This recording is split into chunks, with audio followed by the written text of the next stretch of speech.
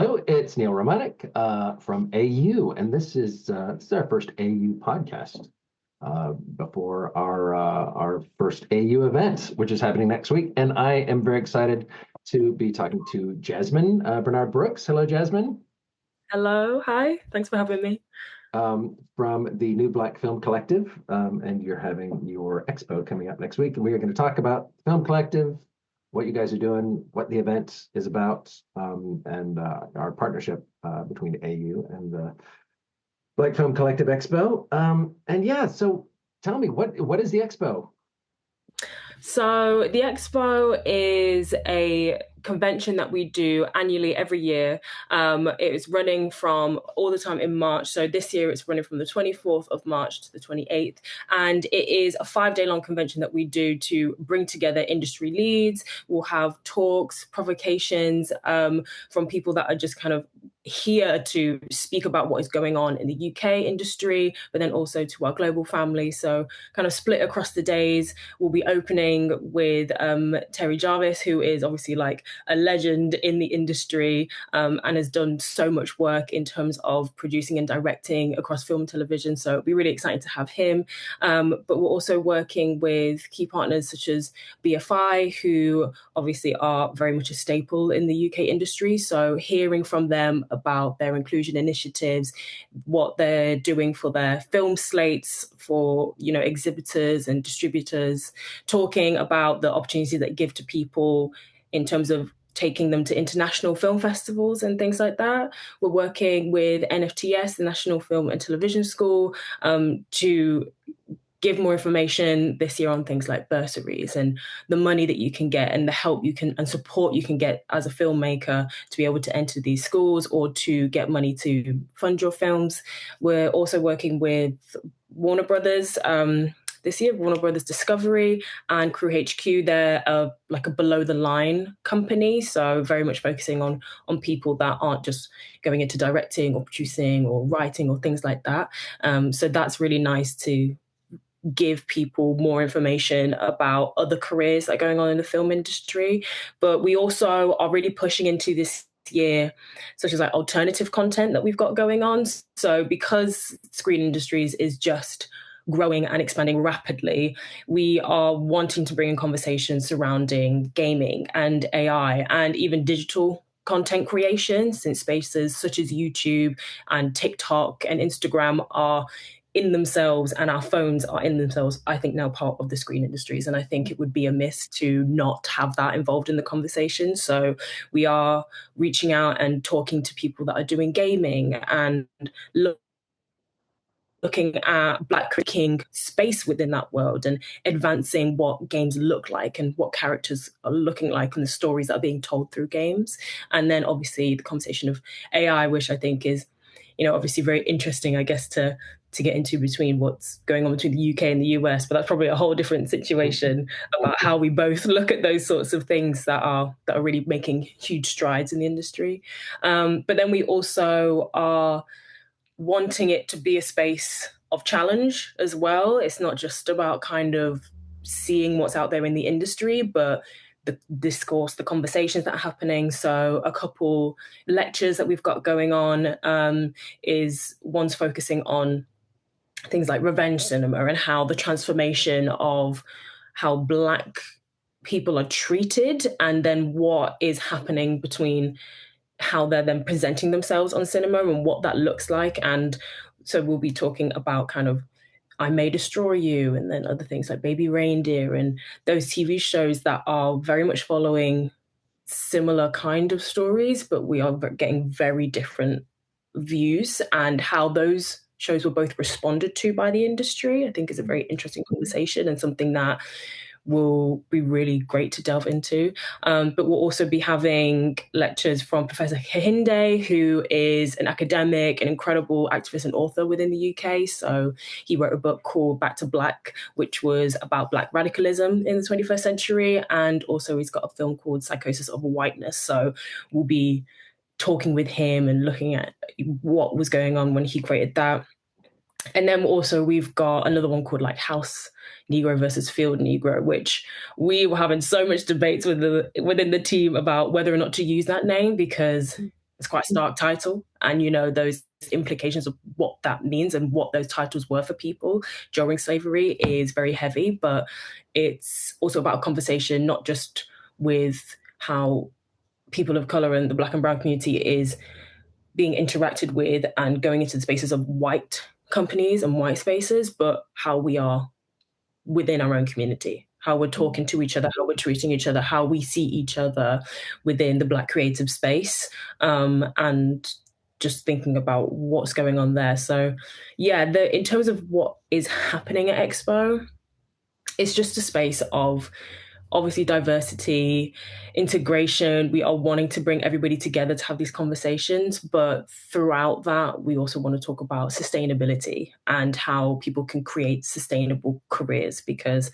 the industry is struggling and it is very serious for a lot of filmmakers and creatives about where to find jobs. And I think there needs to, it's just about encouraging people that a change of trajectory is okay. And it doesn't mean you're failing as a creative. It just means that there's new avenues for you to go down and to support yourself with. So that's another really huge thing that we're looking at. Employment, that kind of also ties into sustainability, where we can find employment opportunities. But sustainability also in the sense of like companies and Black productions, or publications, and having those conversations with the large industries or the large organizations about what they're doing to actually make sure that these companies, these Black companies, can sustain themselves, don't have to rely on just bits of partnerships here and there and here and there that can often make financial make you very financially unstable, because you're always relying on the next bit of money rather than solid foundation of sponsorship and a solid partnership for them to actually work and grow within, which I think is obviously going to be really huge about what we talk about today in terms of what's happening with like DEI initiatives. And we are seeing that sustainability wasn't really considered a lot of the time. And so, yeah, that's another really huge thing we'll talk about. So on a long-winded note, that is everything Expo is talking about and encouraging people to engage with. That's amazing. See, I'm already I'm already excited to sort of see those sessions, and I mean it's really fascinating and exciting, because it's the the industry is really going, the world is going through a lot of change, and the industry as well has been hit by that change and also its own changes, and I think there's a sense that we can't go back to whatever it is we were doing, that there's some other new thing we have to be doing, and it's just really exciting to kind of be exploring that kind of just whole new space. But I didn't really get a chance. So for you to get a chance to talk about you, I should have asked you to introduce yourself first. But so you're the program coordinator for the expo, right? Yes. So I have been with the New Black Film Collective for just over 2 years now. I've begun as a project assistant.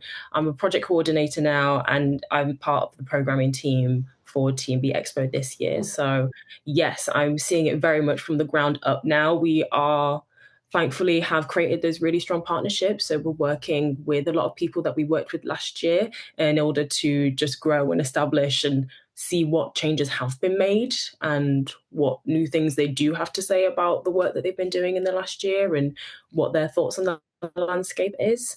But yes, I've been brought in as a programmer this year. So it's also been really exciting to be a part of bringing in and talking to new people and expanding, like, as I said before, into finding gaming and Black gamers and writers and people in AI and all that sort of stuff. I found that really interesting. So yeah, it's been really cool to stretch my brain and just learn more and research more about what's out there.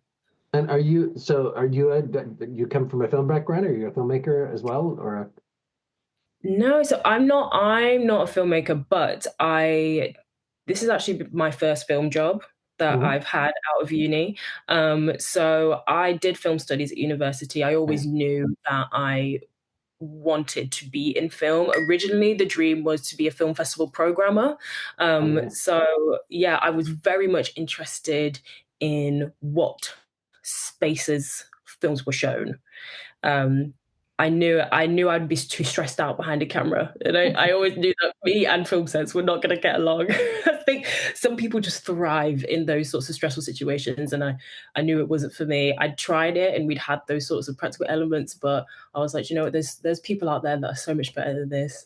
They know what they're doing. They have incredible stories, and I will merely be there at the end of that process to show those incredible stories. So yeah, that is my background, and that's still really where I'm heading towards. And so, working in programming for TX has been incredible because it's kind of all part of that learning and that growth about how to create a space, how to create a flow of things, how to like structure and make sure that everybody can kind of understand what's going on. And I would still really love to kind of see what's going on in film festivals and things like that. And I very much keep my like ear to the ground about it because that is where you find so many new incredible filmmakers and writers and things like that. So it's still a really like important space. But I think being involved in this convention and on a more like industry level has been like an incredible definitely first step into my film career. So yeah, that's where I'm at with it at the moment. It's very fresh and new and exciting still. Even though it's been 2 years, I still feel like I'm like at the very beginning and I'm a baby in the film industry, which to a lot of the titans I absolutely am. But it's been an honor to like learn so much so quickly. It's also that thing that points to that. Yeah, people say, "Oh, I want to get in the film industry, or I'd love to be in the entertainment industry," but they sort of just see like the BAFTAs or the Oscars and go, "Well, I can't. I'm not going to do any of those. I don't want to do any of those, or whatever, you know." And that Yeah. there's forget that there's this massive range of pretty much any type of job you can think of has, there's some corollary to it in the film industry. Yeah, 100%. Like, I think it feels like a dead sentence, but it's so important to know yourself Mm, as like your strengths as a creative. Like I knew that my creativity wasn't about writing and it wasn't like for the page and it wasn't necessarily even about, being behind a camera. I think when I was at uni, a lot of people would ask me if I was going to be a producer because mm, that's more where my head was in terms of organizing and the schedules and things like that. But even then, I still wanted to take a step further back from that and go to all the way afterwards, go to more to the exhibition side of things and the distribution. And it is so important to know what's out there because it's all an integral part of the film industry. You can make as many films as you want, but there has to come up, but the dream is to have them shown. And mm, so you can be that person that is in that space to find that film and assist someone with showing it somewhere. That's kind of, I think, what was really special for me. And I think I knew where I would thrive. I think I'm very blessed to know that mm, because a lot of kids and a lot of, people when they're 16 and 18 know they just, want an Oscar. But they mm, don't always think like you can get an Oscar for being a producer, you can get an Oscar for being a costume designer, you can get an Oscar for just being like even a little part of this major scale, I think is so important. So it's not to dampen down anyone's like dreams of the big star and like being at the front of it all, but it is also to think there is so many important parts of the film industry. So yeah, that's what I'm thinking. Yeah. mm, mm.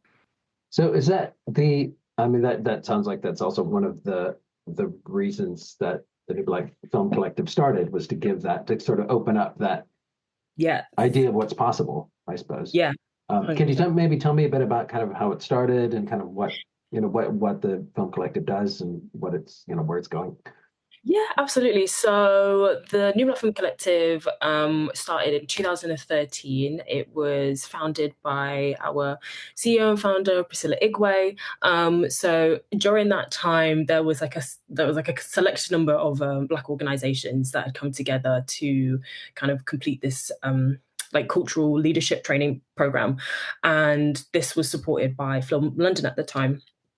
And then from then, and from what was born there, and Priscilla was part of that cohort, was the New Black Film Collective. So it was done at that time and created at that time because of the gap that there was, because of the neglect in Black exhibition, I think specifically was what was on her mind, and having a space for people to show their films, really.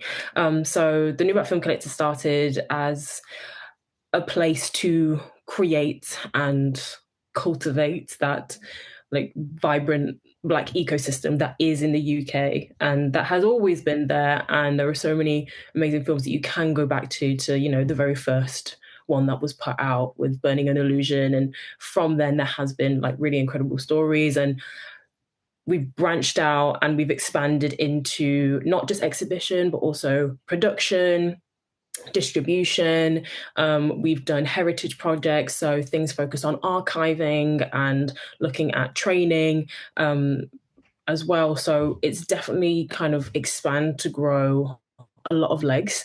And we do these range of activities and we have these events every year because we are also making partnerships, and we are understanding that partnerships is how you create that ecosystem. So it's not just partnerships with like the big organizations and things like that, but also, as we said before, looking to partnerships within the Black community and making sure that we're all connected and that there's like an understanding and a support and a collaboration going on with us and everyone kind of around us. So the New Black Film Collective is like my Priscilla always calls it, and she says that we are an institution. And, as we spoke about, it is we want to be like the Black BFI, because it's a place that people can come and they can put their feet on and feel supported to create. That's really what our goal is and who we are trying to be. We are creating like membership services where organizations can come to us for support, and we can help them build either their own film clubs, or we can help them with funding applications to get money for their productions or for their film clubs, things like that. We do screenings regularly, so each month we have a community cinema that we do, where we this is all like based usually in Newham, but we are working around London and also nationally. So we've done screenings in like Nottingham and Manchester. We have a close relationship with up there. Done things in Belfast. So we are really like wanting to have this spread as far as possible, very much similar to like the hubs that are out there. We're kind of looking to work within those different areas. But we also have like PR and things like that we're all working with. So we are focused on any campaigns that come out and working with distributors on Black titles to make sure that we can put together quite like fun and interactive like screening experiences. So we'll have panels and we'll have like performers, and just make it kind of like an overall more like package enhanced screening. So the New Black Film Collective is really looking to be that space, that platform, that support system that people can come to and for to propel themselves off of. We want to just aid people in making things, and I think that's why it resonated with me so much joining the company, because that's how I felt about what I wanted to do in my career. So yeah, that's kind of like just a little bit about us. Are you? I mean, it sounds like you're kind of working kind of throughout the UK. Are you really concentrating on sort of Black British filmmakers and that community, or do you work with like other internationally, like in the US or other or are there similar organizations around the world that you're kind of talking to or exchanging notes with? Yeah, so actually, this is something I should have brought up when I was talking about Expo. I can't believe I missed this out.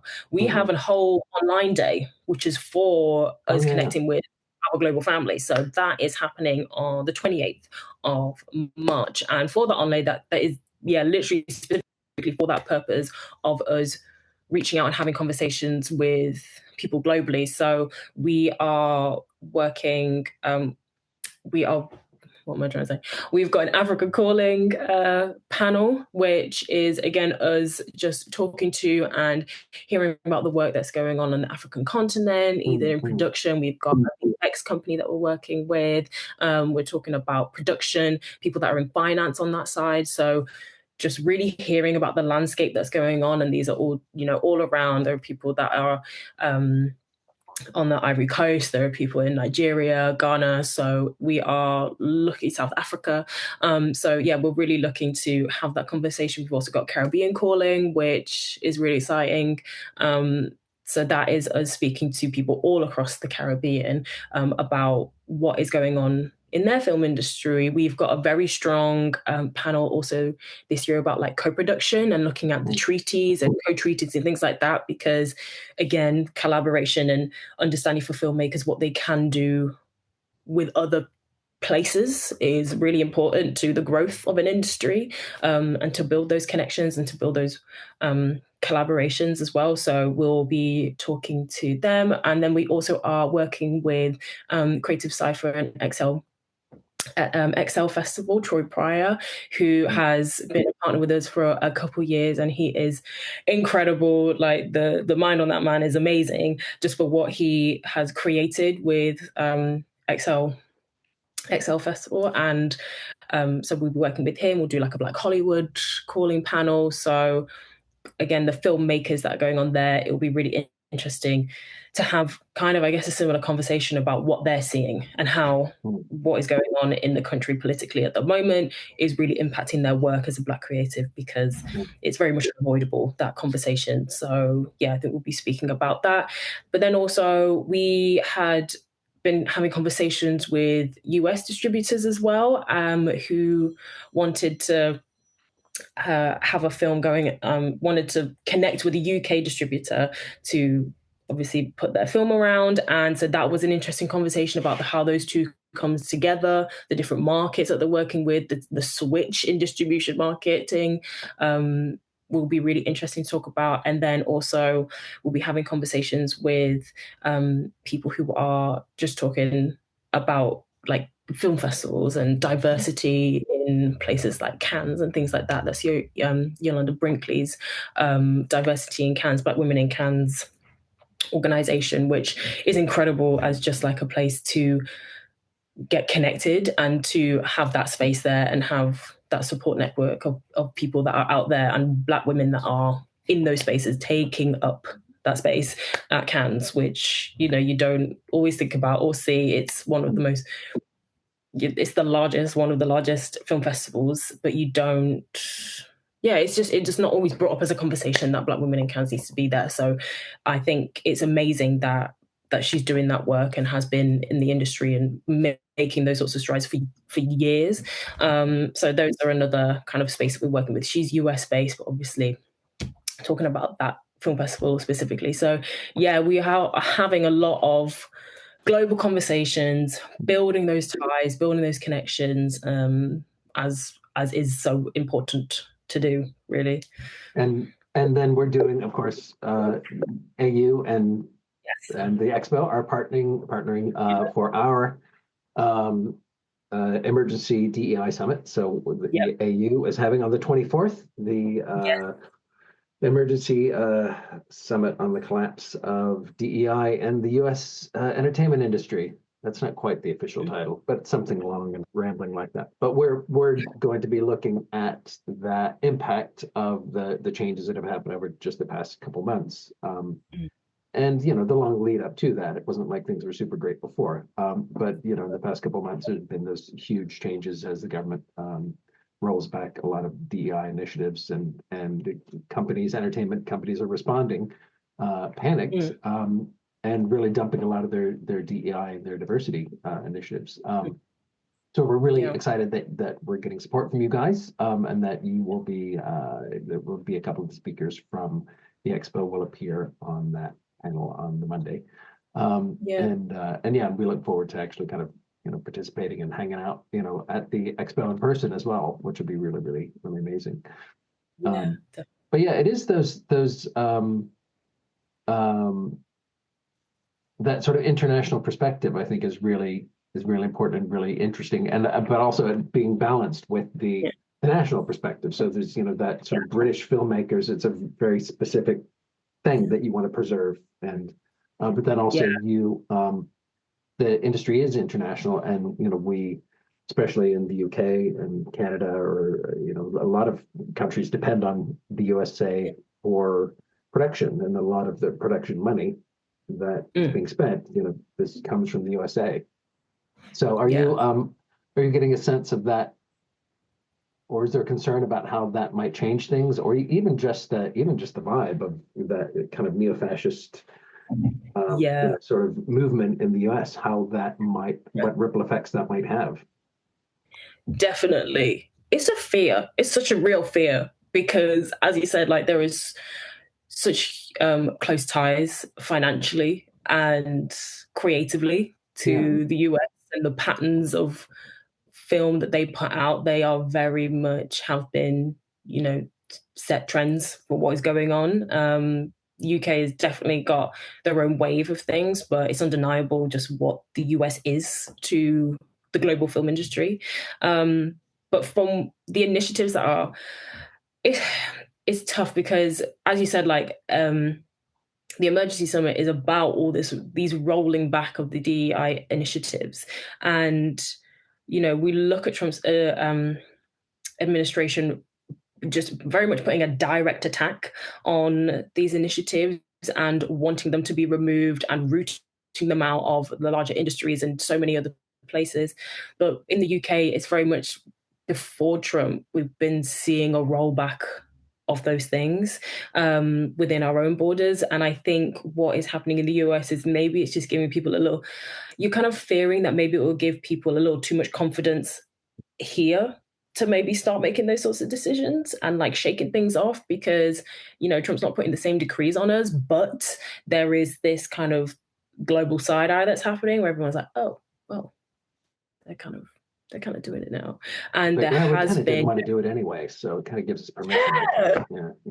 Yeah, absolutely. Like it felt like everything was held so lightly. Like obviously we want to go back to 2020 when all these promises and these vows were made for what they were going to do after George Floyd and how they were going to support us and what they were going to push forward in the industry. And they put people in these positions. They created these DEI positions just straight off the bat. It's knee jerk, but you're also hoping for the best, that it will become a solidified position in the industry. And then, but they created those positions and then did not create like the metrics or the boundaries or the success. Like they didn't tell people in those positions what like was measurable, which is tough because obviously it's diversity and inclusion and it's representation. It's very much this at times very intangible cultural thing. But at the same time, there needs to be a way to kind of measure that within the industry. And I think they put people in these positions, didn't set those titles, and just said, do your best. And then we've had this very slow, sort of dragging push towards this. And I'm not saying there has been improvement, there absolutely has been improvement. We can see that. But then from last year, there was a slip. Like 2024 was below the rates for diversity and inclusion within cinema on screen representation than the year before. And so that obviously happened before Trump was there, but he has been this looming presence the whole year before. Like that electoral race was like giving heart palpitations to, yes, the US, absolutely. And then everyone globally looking at this thinking, oh my gosh, like what could actually happen here? And then the fear becomes real for a lot of people.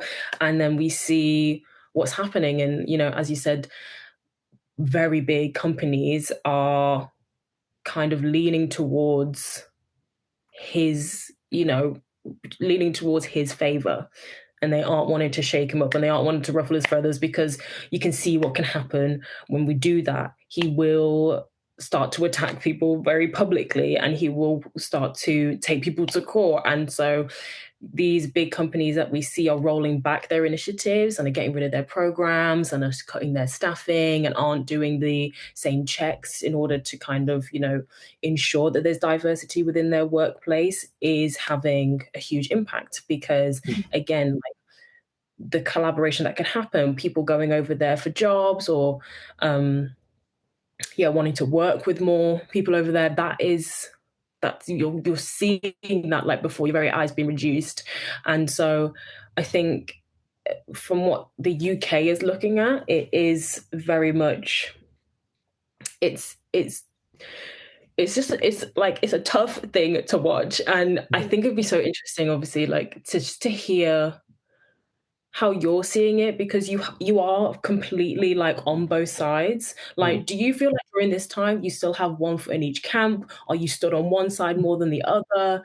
Like, how does it feel just being in this space, knowing both sides so well? Yeah, because I'm I'm British and American. I've got British passports, but it's to me it's Yeah. interesting to sort of see the I've before starting AU, I did a publication called The Flint, and we worked on climate change and sustainability in the media industry, and that was an interesting, when you're talking about climate change or sustainability or the environment, there are like a lot of little things that you're like, you can change this now and Yeah. do some,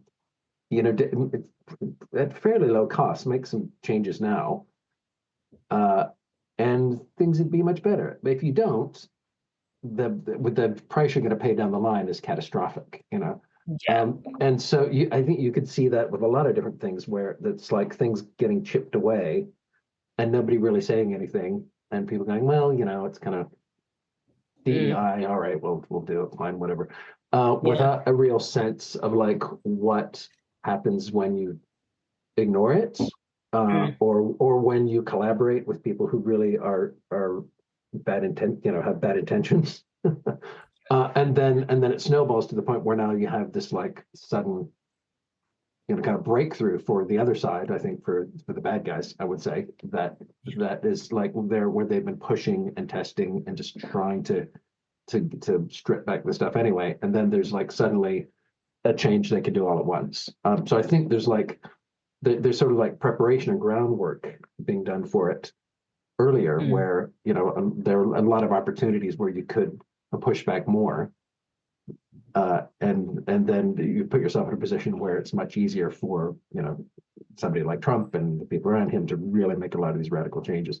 So I think that's something that I've seen, that often we'll see the results of something like the house is on fire, and it's like, well, the house caught on fire because you really didn't make those electrical repairs you should have 6 months ago. Um, so I think that's something to really like. How can we think about? I mean, Americans aren't great at this, but I think generally people aren't great about like how do you think about things for the long term, and like what's the sort of long term strategy for like, okay, where do you want to go, and then how do you create conditions for that to happen, rather than reacting to things and getting kind of pushed around from, almost in this case, almost from week to week, you're getting pushed around for different things. Yeah. Um, Yeah. and I guess with the Absolutely. film, it's like the Film Collective you're saying is around since 2013, you said? 2013. Yeah. Yeah, which Yeah. is amazing. So just to have that kind of that continuous through line, I think that seems like Yeah. really essential. Yeah. Absolutely. And that's interesting. I think that's the best way, probably, like I've heard it, you could put it, is that the house set on fire because of electrical faults that were there before. These slides before Trump away from DI initiatives had been happening. And so I think you just said it in a lot more eloquent way than I did, about the ground was already shaky before he got there. Mm. And my guy got there, stamped his foot, and now it's crumbling. And we're seeing this just happen. So, yeah, I think as well, are you speaking to a lot of filmmakers in the US, or a lot of creatives that are kind of worried about what he's tightening up, like, around the US? Because when I, like, read things about how he is really wanting to cut off a lot of collaboration, Mm. especially for people like filming abroad and filming like in the UK, example specifically in our studios, and how even something like that could become really, really difficult. Mm. Um, like, is there a fear, or people kind of, kind of thinking, well, Well, I think that'll be one of the things we'll talk about on yeah, at the summit on this Monday, or this next Monday on the 24th, to try to get a sense of that. But I think I do feel like there's been a lot of shock, and I think a lot of these the tactics at work are to do crazy thing after crazy thing after crazy thing, so that you are shocked and you don't. It's hard to know how to react. So I feel like people are still kind of like trying to wake up a bit and go, okay, what do we do now? But I think there's I'm maybe I'm not surprised, but it is really unnerving to see how quickly um, bigger organizations have been like, all right, fine, like as we said, they're like, all right, fine, don't want to deal with it, don't want to have random lawsuits thrown at us.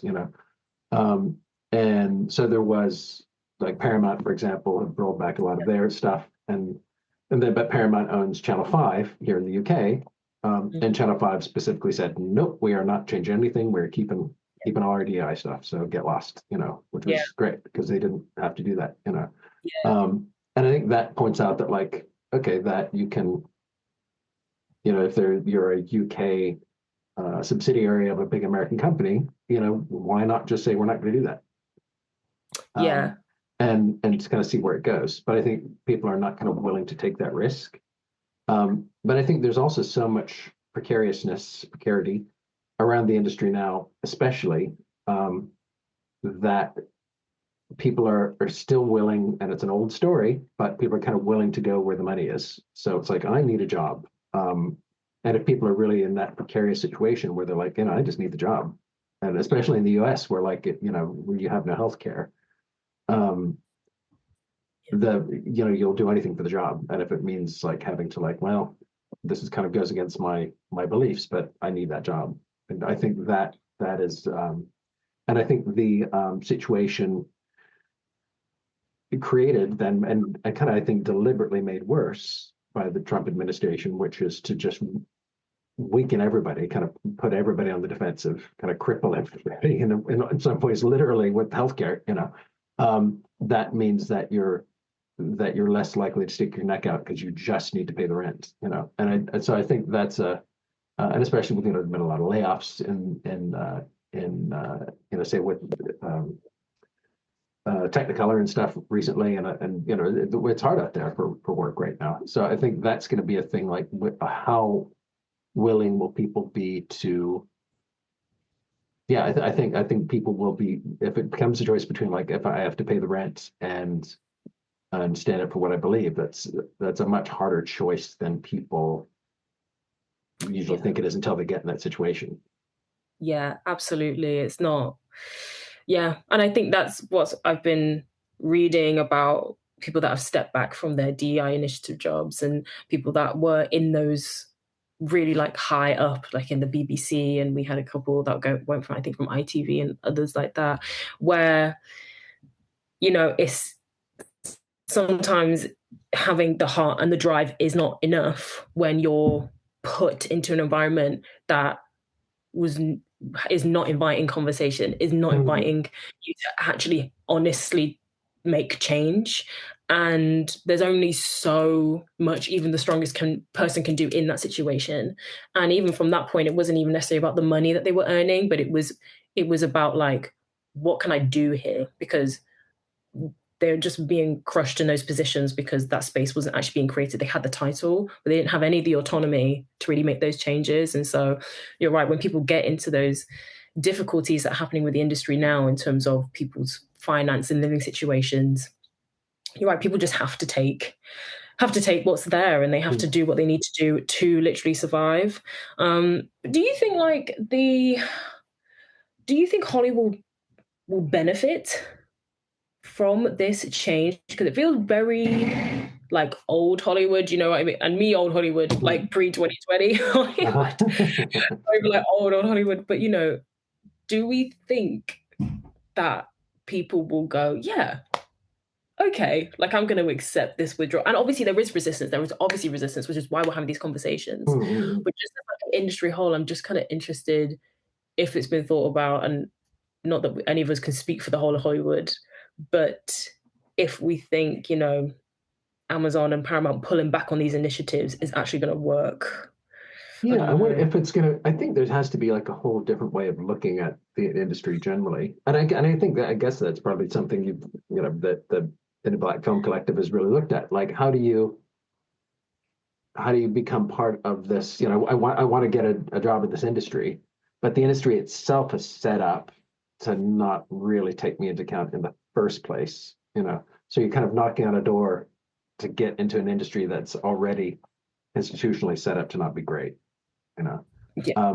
And then like, how do you, and I guess it brings up that question of like, well, I really want that job. So, that better that than nothing. And I do think there needs to be some kind of rethinking, say, and maybe the national level in the UK, where you can have, maybe you have ways to do sort of national cinema that are different than what we've had in the past, where, and I think so much of it is corporatized now that the entertainment, the film and TV section of some of these companies is just a tiny part of a gigantic company. That's like, yeah, if it succeeds, great. If it fails, great. But it's a just one part of a big thing that a company does. Like Disney, what Disney makes out of its theme parks is as compared Yeah. to its movies, you think like the most successful, one of the successful movie brands of the world. It's actual movies. It's kind of not the biggest part of its where it makes its money. So I wonder if there's like something about being able to sort of have sort of smaller local, maybe regional ways of doing film that kind of somehow get around these big monolithic corporations where you're sort of stuck in a big system that's not going to change and is probably not going to is gonna definitely listen to Donald Trump before it listens to the market. And Yeah. it's like, okay, we're willing to like even take a hit on on our bottom line if it means the bigger survival of the company. Yeah, definitely. I think that's why it's important to highlight and push more of the indie Mm, films and distributors and production companies that are happening out there. I know the UK has a really strong indie tax credit, specifically to kind of lift and give people more of an opportunity to get their films funded that way. Obviously, it's part of a larger complex financial system that's going on already, and that a lot of like instability in terms of funding is there. Even from like other larger like awarding bodies, it's still not a lot of stability. But I think having that tax credit there and that being highlighted is something that makes me think about more, and obviously highlights more, yeah, indie filmmakers and distributors. So you are right. I think there is something and a way to kind of get around the center beast that is happening for people that don't just want to kind of jump into the black hole of Hollywood, mm, mm, and still make their films with a level of integrity. mm, Guess, mm, which but or without having that fear that it won't be picked up by those larger streaming channels and things like that. But yeah, I think there is a fear about the sway that mm, people, mm. and like even though it was a very direct film, The Apprentice was directly attacked by Trump, and there was no distributor, and people wouldn't touch it, and streaming platforms wouldn't have it, and all these sorts of Right. things. And so I think productions like that, which are getting all these Oscar hypes and all that sort of stuff, I think it just makes me think about what is going to happen to the people that are going to challenge him and his Mm, mm, administration in other ways, and then won't have the backing of big actors like Jeremy Strong and Sebastian Stan and the Oscars. They'll just be booted. They'll just be put to the side. And that is where it's kind of like fearing for the people that are already trying to say something and really trying to yeah. speak out. But yeah, it's a tough conversation because then at the end of it, I'm like, but you gotta hope, you gotta hope, like strive to to find pockets where you can invest and you can promote people's work and things like that. So yeah, it's a large and complex conversation that I think will be very exciting to break down more. On Monday the 24th, when we do have the emergency conference, like, because it's looking at all those areas. And so it'd be really interesting to kind of hear from just community, really, about their thoughts, their fears, what they're hoping will happen. Yeah. And yeah, I think, and what you're saying, just what's the new thing? And you're talking about that, that idea of distribution, or finding ways to show films, finding ways to get films in front of audiences. Like, how do you do that in new and better ways? That it may not be like, I make a film and is it going to go to the BBC or is it going to go to Netflix? Maybe those aren't your only two choices. Maybe there's like all these other cool things that we haven't thought of yet. Yeah, exactly. Oh. So yeah, I know there are those, and there are those like distributors that are out there that are specifically focused. You've got like Tape Collective in the UK, which are show a lot of black, distributing a lot of black films, and they're incredible to like keep on top of because they have like really cool archive and older and restored and films that come through. Like, I can't remember the full title, but it's something like Girl in the IRT that's coming back out, and it's just those things that are just, again, bringing back black cinema, and just specifically, obviously, there's many areas of representation and cinema that need to be explored and expanded on, but I guess I'm just speaking very from my specific pockets in the industry. So yeah, it's I wouldn't be here and we wouldn't be doing this job without the hope that it works. You know what I mean? So that's really the core, really the core of it. Well, I'm really excited about the expo. I will be there. And really, we're really grateful to have the collaboration with you guys at AU. And yeah, we'll looking forward to keeping this conversation going and talk more about this. Yeah, thank you so much for having me. I've loved talking about it, and thank you for giving me the freedom to just rant and say everything. That's so it's been stuff. really cool and interesting conversation. And yeah, I'm excited for the collaboration and continuing the conversation on the 24th and beyond, because it will always be ongoing. So yeah, thank you so much, Neal. Great. Thanks a lot.